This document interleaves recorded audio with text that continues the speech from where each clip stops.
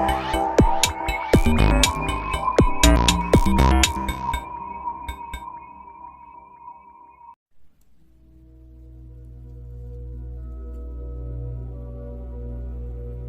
Transurfers y bienvenidos a un nuevo Reality Transurfing Podcast. En el último podcast estuvimos hablando del hecho de que con la ayuda de un procedimiento tan común como preparar agua viva puedes entrenar la intención. Vamos a hablar de esto hoy. En la vida, junto con las cosas agradables, hay deberes del todo no agradables y trabajos rutinarios. No quiero hacer un trabajo de rutina y a menudo lo veo como una carga. Pero complacer tu pereza es difícil, oneroso e improductivo.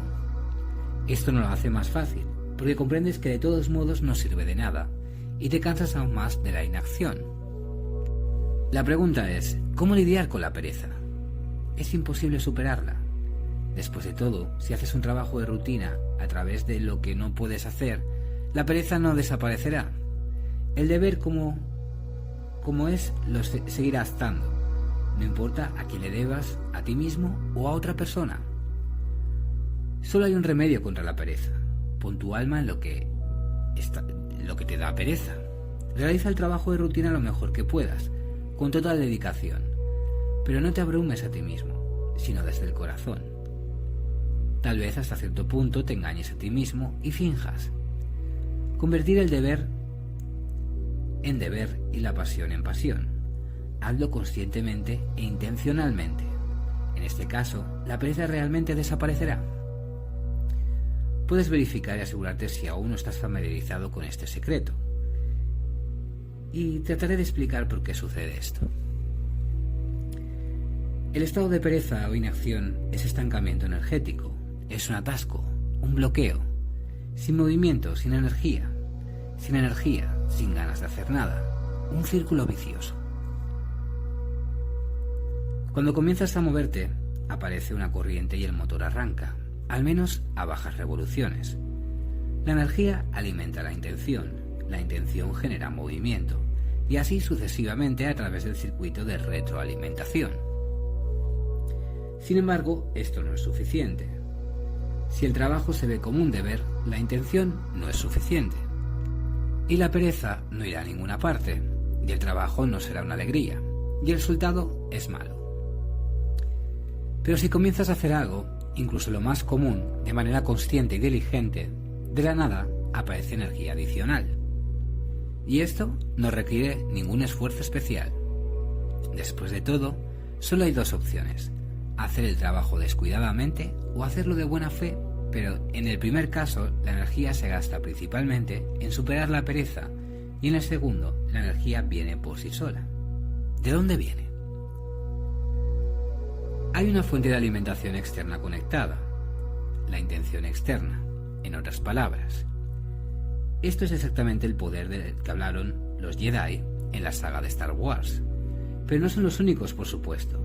Esto no es ficción, la fuerza realmente existe. ¿Qué es la fuerza? Si simplemente consideramos la realidad como el movimiento de una cinta en un determinado proyector de películas, entonces la fuerza es el motor que enciende el proyector. La tarea de la fuerza es impulsar esta realidad, moverla continuamente para que no haya paradas. Porque no puede haber paradas. Materia y espacio, fuerza y movimiento. Así como el tiempo por un esfuerzo secundario del movimiento. Todos estos son principios fundamentales absolutos e invariables de nuestro mundo.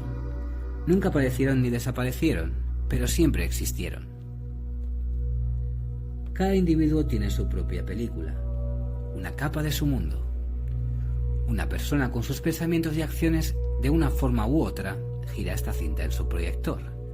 Entonces, cuando alguien deliberada y conscientemente, concienzuda y diligentemente en la unidad del alma y la mente crea su pequeña película como parte de una grande, contribuyendo así a la misión de la fuerza, ella la ve y se apresura inmediatamente a ayudar a esta persona.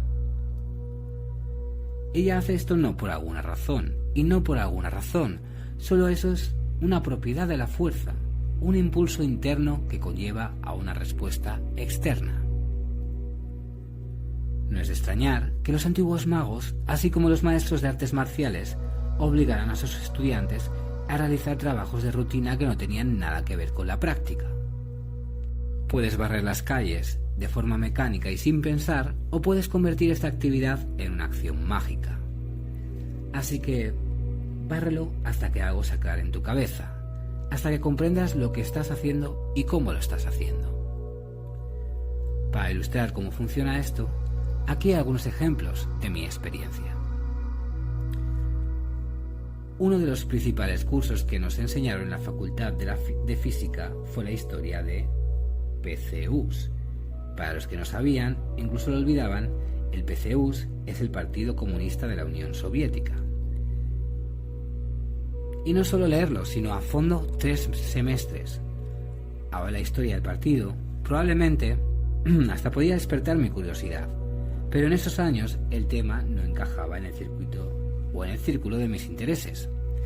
Sin embargo, las calificaciones tuvieron un impacto significativo en la distribución postuniversitaria, y al mismo tiempo la historia no es el caso cuando de alguna manera puedes salir, o lo sabes, o no tienes nada que decir. Pero los exámenes aún eran la peor prueba. Cada semana tenía que responder seminarios. Los seminarios tuvieron lugar en el ambiente ceremonial de una ejecución medieval. Cada uno tenía una sola esperanza de que no le preguntaran ese día. Fue muy doloroso para todos nosotros. Aprender es doloroso y subir al andamio es aún más doloroso. El maestro, por otro lado, recibió mucho placer, siendo tanto espectador en la función del circo como Pilato en el juicio. Esta situación no me convenía de ninguna manera. Había un dilema: no puedo enseñar y no quiero, pero tampoco puedo ni quiero recibir malas notas, y estar bajo el yugo de una necesidad forzada era simplemente insoportable. Al menos para mí, es como trabajo de esclavo en las galeras. Se te permite vivir mientras tiras de la correa, pero ellos no pueden vivir porque eres un esclavo. Es un deber triste. Era necesario decir o decidir algo. Y luego decidí prepararme para las clases como si fuera mi asignatura favorita, no a través de no puedo. No, era algo más bien según el principio: cuanto peor, mejor. En las conferencias me senté en la primera fila. Comí con los ojos de un maestro y tomé notas con diligencia. En los seminarios, mientras todos temblaban, con la cabeza hundida en sus hombros, levanté la mano y comencé a informar con entusiasmo. ¿Sabes? Resulta que en tal o cual congreso del partido se planeaba asumir mayores obligaciones socialistas y sobrecumplir el plan para la producción de tractores y cosechadoras. Y en tal o cual quinquenio, los agricultores colectivos lograron entregar tantas toneladas de grano a los contenedores de la patria. Nadie podía entender lo que me estaba pasando. ¿Se me ha ido la olla? Al principio el maestro estaba contento, pero luego, como mi mano se estiraba hacia arriba en cada seminario, comenzó a ponerse un poco nervioso, pero no se atrevió a detener mis charlas. Mi deseo, mi iniciativa respondió. Ya era otro circo, y nadie sabía si tomarlo en serio o había algún problema. Sin embargo, pronto se acostumbraron a mi excentricidad. Por supuesto, aquí no hubo trampa, pero sí una cierta intención y en parte una protesta interna generada por esta necesidad muy forzada. ¿A ti te gusta esto? Entonces te gustará así. No se puede decir que realmente me interesé por la historia del partido, aunque esta es la historia de nuestro país. Esencialmente me alquilé a mí mismo. No estudié el tema, simplemente me preparé para cada seminario específico, tomando notas diligentemente sobre la literatura necesaria. En el aula se me permitió mirar las notas, si había alguna, por supuesto. Pero hice un descubrimiento asombroso. Puedes alquilarte a ti mismo, pero si lo haces con total dedicación, se vuelve fácil. Y de ahí desde donde proviene esta facilidad no estaba claro. Pero el hecho era obvio. El trabajo forzoso en las galeras de alguna manera se transformó en una creatividad fascinante.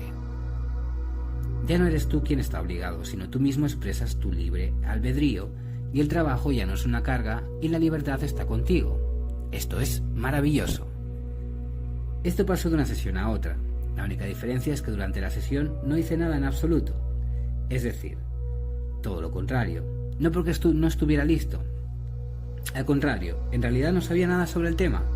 La información se me salió de la cabeza inmediatamente. después de la siguiente lección, porque no estaba interesado y no la necesitaba. Pero sabía que el profesor no podía escuchar mi demagogía, ni siquiera en el examen. Y así salió. Cada examen de historia que hice se convirtió en un diálogo breve y nervioso.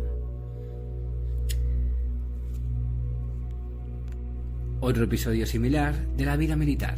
El ejército es en general muy adecuado para la ilustración, porque allí se contraponen todos los problemas sociales. En los primeros meses de servicio de nuestro regimiento para reclutas se estableció tal procedimiento. La empresa se está construyendo frente a la entrada del cuartel. Se da la orden. Marcha hacia las instalaciones de la empresa. El que resulta ser el último friega toda la escalera. No encajaba en mi mente, tenía otras ideas sobre los principios del ejército, camaradería, ayuda mutua. Pero ¿qué pasa con todo esto? Sin embargo, era más rentable para los comandantes actuar según el principio de divide y vencerás. Es mucho más difícil subordinar al colectivo.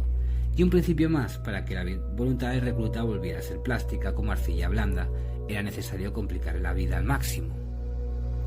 La sala de la empresa estaba ubicada en el tercer piso. Toda la escalera estaba revestida con baldosas blancas como la nieve.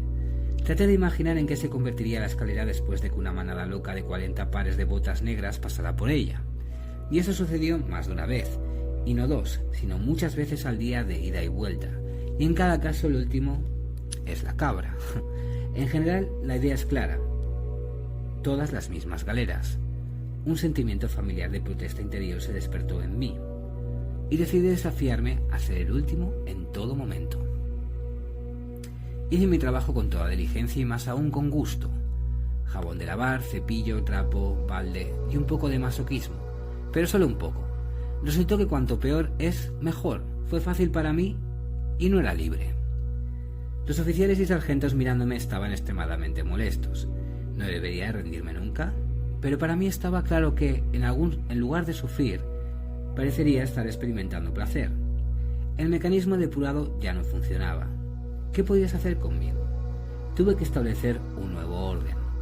La carrera se detuvo y todos empezaron a lavar las escaleras por turno, y pronto nos trasladaron a otro cuartel.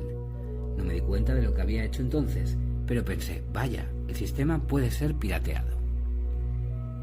Y un episodio más típico del ejército, estamos corriendo por un terreno accidentado. Por mucho tiempo. Totalmente equipado y completamente vestido. Calor, polvo, la garganta está seca. Y el objetivo final aún está lejos. Estamos al mando de un sargento enorme y capacitado. Más precisamente no manda, sino que se burla tan pronto como puede. Muchachas, haré de vosotros hombres.